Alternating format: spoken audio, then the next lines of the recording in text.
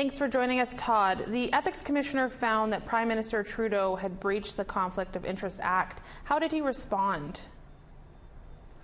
Well, Brittany, the Prime Minister was in Niagara-on-the-Lakes, Ontario for an infrastructure announcement, but he did take questions from the media and they were all about this.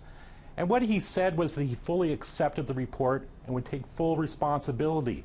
But he didn't agree with all of what Mr. Dion reported on, especially when Dion said that any contact with Jody Wilson-Raybould was improper. Now, Trudeau said that when he contacted Jody Wilson-Raybould, he was defending Canadian jobs when he did so. Here's what he had to say. My job as a Prime Minister is to stand up for Canadians and defend their interests. And yes, it is essential that we do that in a way that defends our institutions, that upholds prosecutorial independence. But we need to be able to talk about the impacts on Canadians right across the country of decisions being made. But I accept the report that the Commissioner put forward, and even in advance of this report, a number of months ago, I tasked former Attorney General Anne McClellan to gather a group of experts, including many former Attorneys General and academics and political experts, to weigh in on this question. What did Trudeau mean when he talked about former attorneys generals weighing in on the question? He's referring to a report by Anne McClellan, which just happened to get released shortly before this press conference. Earlier this year, there was a lot of talk about separating the role of Attorney General from Minister of Justice, to not even have the Attorney General attend cabinet meetings, for example, so that the Attorney General be completely free of political interference. Now, the McClellan report didn't go that far. It did recommend some changes. For example, the Attorney General take a separate and additional oath to the Minister of Justice. But she didn't go so far as to want two different people having two different positions. Now, Conservative leader Andrew Scheer didn't give the report any weight during his press conference. What did the opposition make of the Dion report? Not surprising, since the election is so soon. He said that Scheer said that it proves Trudeau should not serve as Prime Minister any longer.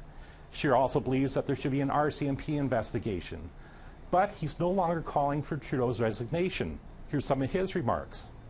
He clearly put his own partisan interests ahead of the democratic institutions that have served this country so well for over 150 years. He made the decision to stay in office. Now the decision is in the hands of Canadians on October 21st, and I believe that Canadians will make the right choice to get rid of a scandal-plagued Prime Minister who uses the power of his office to silence his critics and reward his friends.